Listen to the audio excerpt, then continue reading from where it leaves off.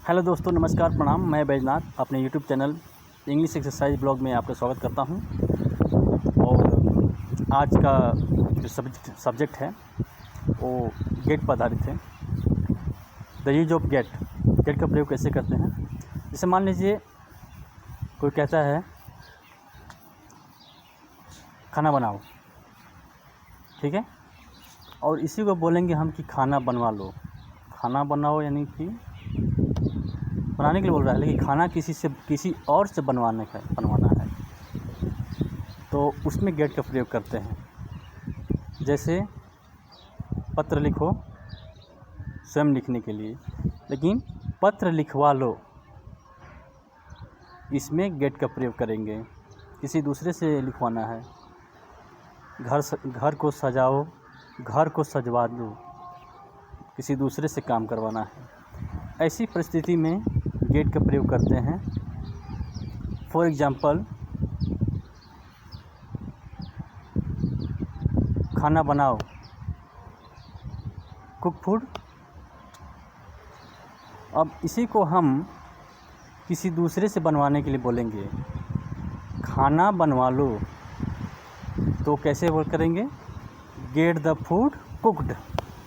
अब इसका स्ट्रक्चर कैसे रहेगा बनाने का, पहले गेट प्लस ऑब्जेक्ट होना ज़रूरी है, उसके बाद प्लस वर्ब 3 यानी क्रिया का तीसरा रूप।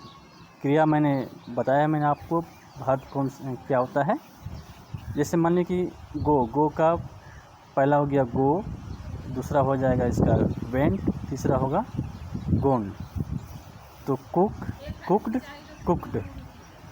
ठीक है।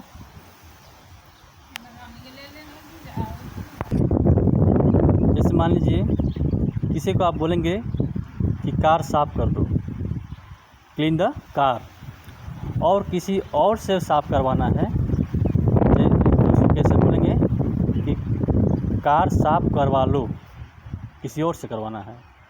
तो इसको किस तरह बनाएंगे, गेट द कार क्लीन्ड। पहले गेट, फिर ऑब्जेक्ट, उसके बाद क्रिया का तीसरा रूप। समझ में आ रहा है। और दूसरा सेंटेंस लेते हैं, घर को सजाओ, डेकोरेट द होम। लेकिन किसी और से सजवाना है तो घर को सजवा लो, गेट द होम डेकोरेटेड, क्रिया का तीसरा रूप, ठीक है। और दूसरा उदाहरण लेके चलते हैं।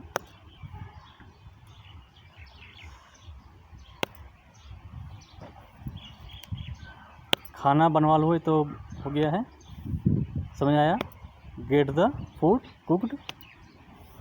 इसी तरह सोचते रहिए आप, करवा लो यानी किसी दूसरे से करवाना है, इस पर सेंटेंस बनाइए आप और प्रैक्टिस करते रहिए। तो आशा करता हूँ कि आपको गेट का प्रयोग समझ में आ गया होगा। किसी दूसरे से काम करवाना हो तब गेट, फिर ऑब्जेक्ट, फिर वर्ब 3। तो आज के लिए इतना ही, धन्यवाद।